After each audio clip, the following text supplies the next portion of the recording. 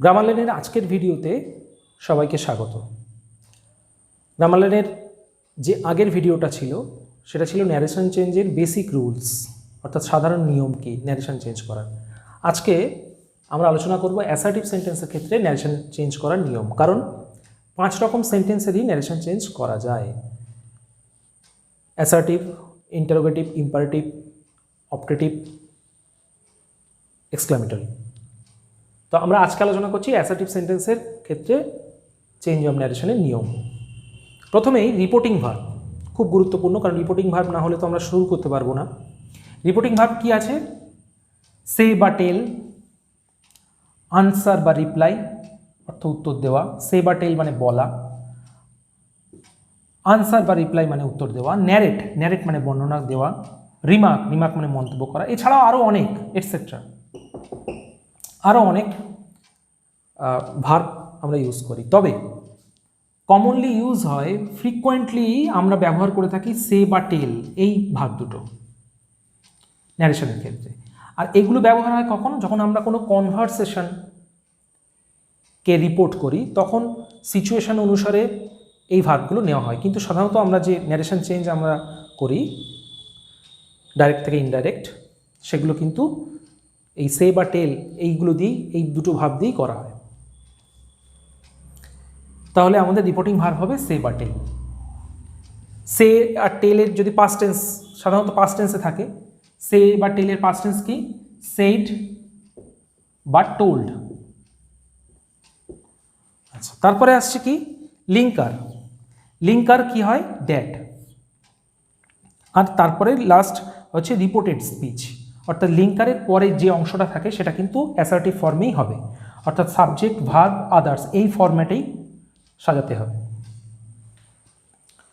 এই হচ্ছে অ্যাসার্টিভ সেন্টেন্সের ন্যারেশন করার যে সেন্টেন্সে ইনডাইরেক্টের যে প্রপার্টিগুলো, সেইগুলো এইটা। প্রথমে স্পিকার থাকবে, তারপরে রিপোর্টিং ভার্ব, তারপরে লিঙ্কার, তারপরে রিপোর্টেড স্পিচ। স্পিকার যেটা দেওয়া থাকবে সেটাই থাকবে, কোনো পরিবর্তন হবে না, এই জন্য আমি স্পিকারটা এখানে দিলাম না। তারপরে রিপোর্টিং ভার্ব আমরা ব্যবহার করব সেড বা টোল্ড, মানে সে বা টেলের পাস্ট টেন্স, যদি পাস্ট টেন্সে থাকে।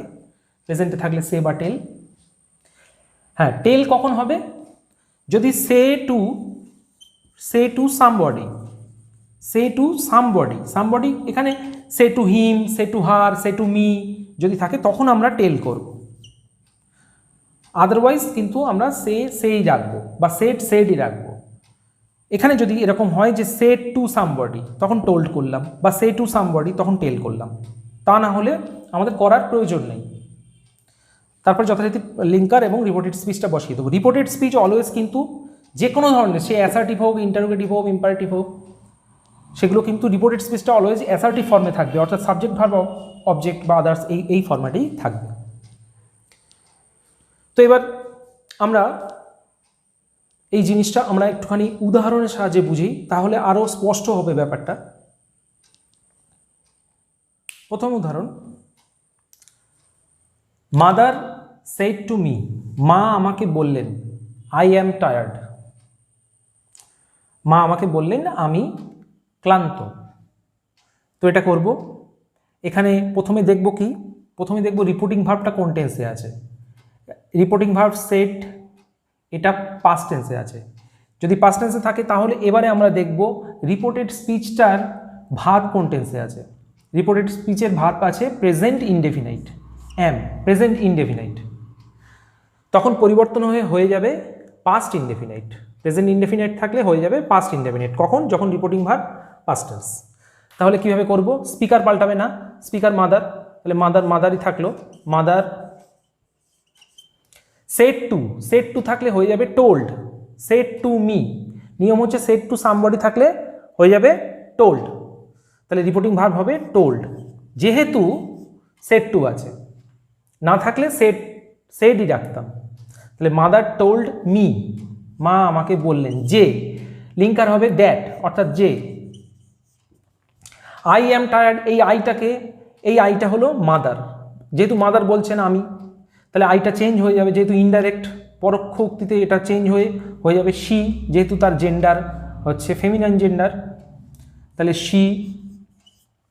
পাস্ট ইনডেফিনাইট হবে এবার ভার্বটা, তাহলে am এর past form was, she was tired, full stop. কি দাঁড়ালো? Mother told me that she was tired. 2 নম্বর উদাহরণ দেখি।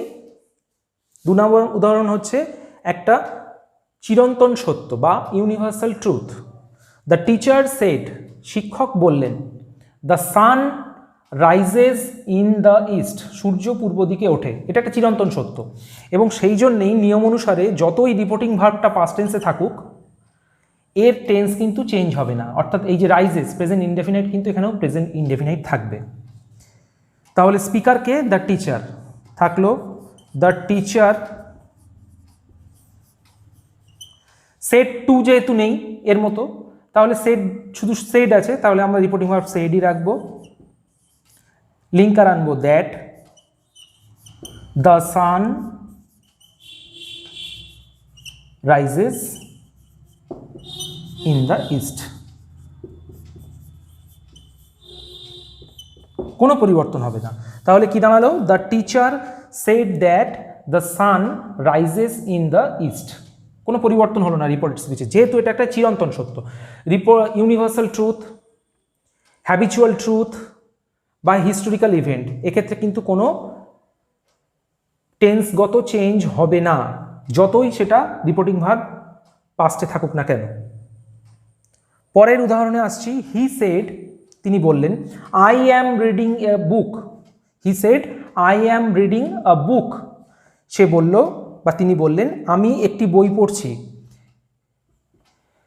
এটা হলো প্রেজেন্ট কন্টিনিউয়াস। রিপোর্টেড স্পিচের যে টেন্স রয়েছে সেটা হচ্ছে প্রেজেন্ট কন্টিনিউয়াস, তাহলে পরিবর্তন হয়ে কি হবে?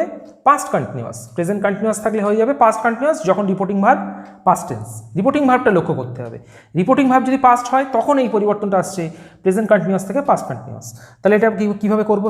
স্পিকার হি, রিপোর্টিং ভার্ব সেড আছে যেহেতু সেডই রাখবো। লিঙ্কার আনবো দ্যাট, এই আইটাকে, এই আইটা হলো এই হি, তাহলে দ্যাট হি পাস্ট কন্টিনিউয়াস হলে হয়ে যাবে was reading, was reading a বুক, যা আছে দেখে দেবো পরের ফুল স্টপ। তাহলে কি দাঁড়ালো? He said that he was reading a book. এবার চতুর্থ উদাহরণ। হি সেড টু মি, সে আমাকে বলল, আই হ্যাভ ডান ইট, আমি এটি করেছি। তাহলে have done present perfect, reporting verb past tense, তাহলে পরিবর্তন হয়ে কী হবে? প্রেজেন্ট পারফেক্ট থেকে পাস্ট পারফেক্ট হয়ে যাবে। তাহলে এখানে হয়ে যাবে হ্যাড ডান। তাহলে কি হবে? হি যেহেতু সেড টু, তাহলে টোল্ড মি দ্যাট, আইটাকে হি, তাহলে দ্যাট হি হ্যাড, কারণ পাস্ট পারফেক্টে আমরা জানি অক্সিলারি ভার্ব হয় হ্যাড, তারপরে পাস্ট পার্টিসিপল, পাস্ট পার্টিসিপল এখানে রয়েছে, তাহলে ডান ইট। কি দাঁড়ালো? He told me that he had done it. এবারে 5 নম্বর।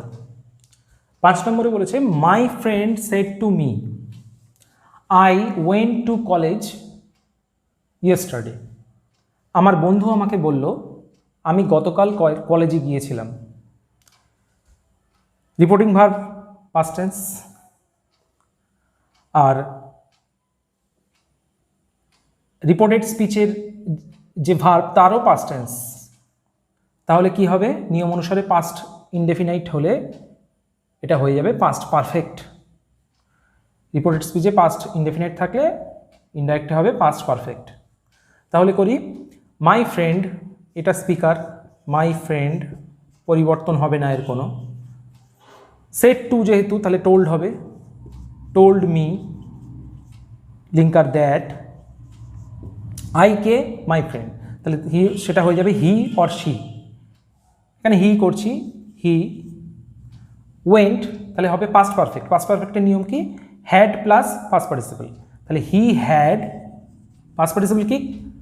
গন, GONE, গন টু কলেজ।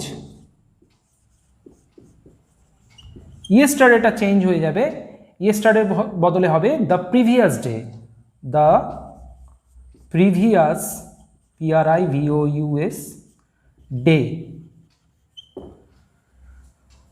তাহলে কি দাঁড়ালো একবার দেখে নিই। My friend told me that he had gone to college the previous day.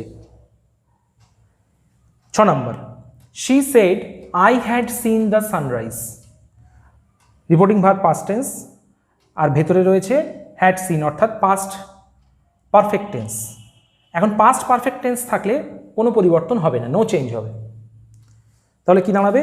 She said that, that আইটাকে শি, তাহলে দ্যাট শি হ্যাড সিন, যা আছে তাই, she had seen the sunrise.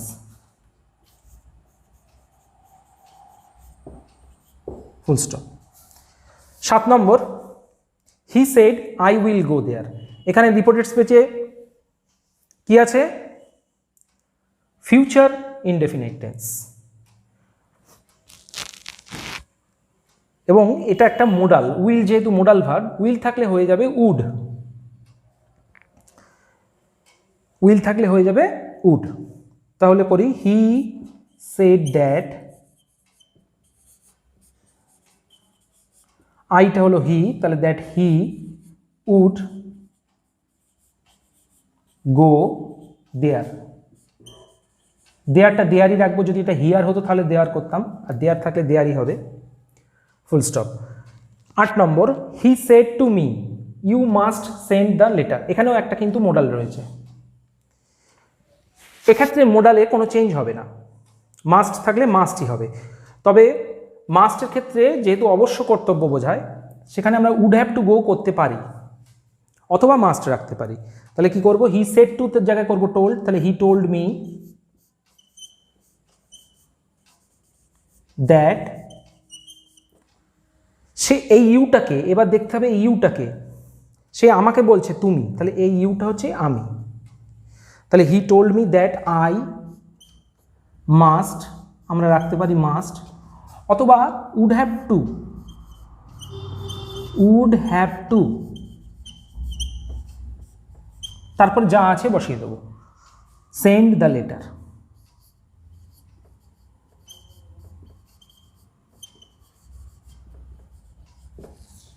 Full stop.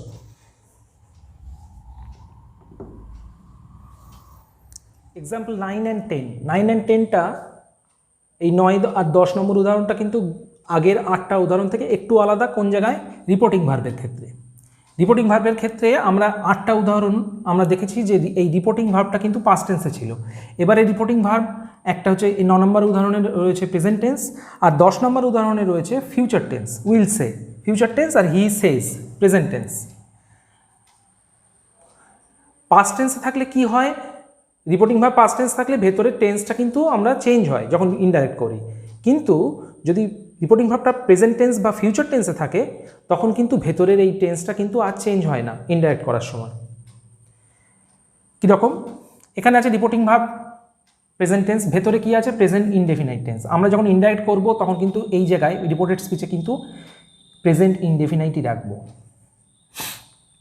যেমন আমরা এটা পরিবর্তন করি ইনডাইরেক্টে, স্পিকারকে হি, তাহলে হি থাকলো, সেজ যেহেতু তাহলে সেজ রাখবো, হি সেজ, লিঙ্কার আনবো that,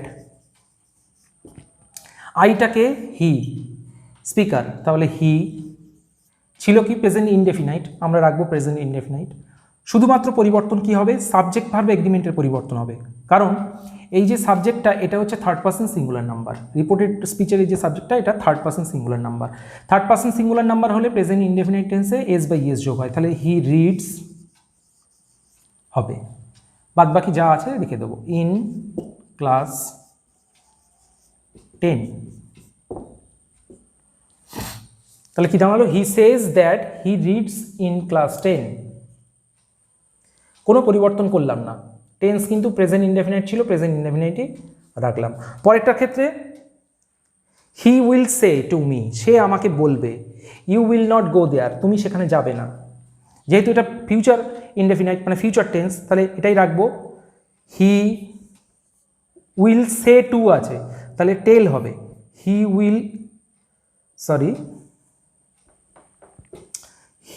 will tell me that ইউটা কাকে বলছে? আমাকে বলছে, এই ইউটা আমি, তাহলে হয়ে যাবে আই। এখানে আছে কি ফিউচার ইনডেফিনাইট, তাই রাখবো আই শ্যাল হবে, যেহেতু আই এর পরে উইল হয় না, শ্যাল হয়, তাহলে he will tell me that I shall not go there, full stop. আমরা দেখলাম অ্যাসার্টিভ সেন্টেন্সের ন্যারেশন চেঞ্জ করার নিয়ম। যখন reporting verb past tense, present tense এবং ফিউচার টেন্সে থাকে। তো এইগুলো ভালোভাবে প্র্যাকটিস করলে অ্যাসার্টিভ সেন্টেন্সের ন্যারেশন করাটা খুবই সহজ হয়ে যাবে বলে আমার ধারণা। শেষ হলো আমাদের এই ভিডিও অ্যাসার্টিভ সেন্টেন্সের ন্যারেশন চেঞ্জ। ধন্যবাদ।